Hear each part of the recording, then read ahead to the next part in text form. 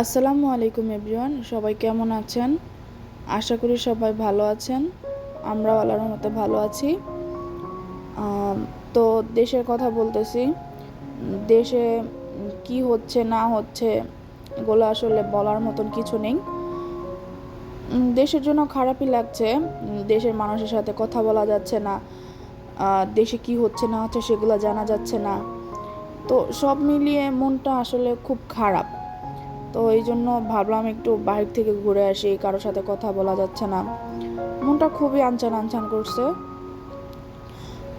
তো দেশের কথা কি আর বলবো, দেশের কথা বলার মতন আর কোনো ভাষা নেই।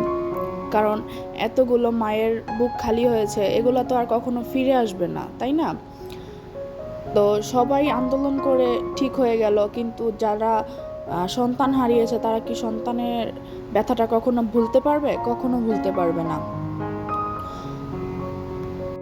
বাংলাদেশ আবার নতুন করে স্বাধীন হলো। স্বাধীন হয়েছে, কিন্তু যাদের বুক খালি হয়েছে তারা তো আর বুকটা কখনো ভরে যাবে না। তো এই ভেবে মাঝে মাঝে খুব খারাপ লাগে যে কোন দেশে বাস করছি আমরা, যে দেশে নিজের স্বাধীনতা বলতে কিছু নেই। আজকে কতটা দিন হয়ে গেল বাসায় এখন পর্যন্ত কথা বলতে পারতেছি না, নেটটা ভালো করে আসতেছে না। আসলে কাকে কি দোষ দিব? এগুলা সব হলো আমাদের নিজেদের পাপের কৃতকর্মের ফল। আসলে শুনে আসছি,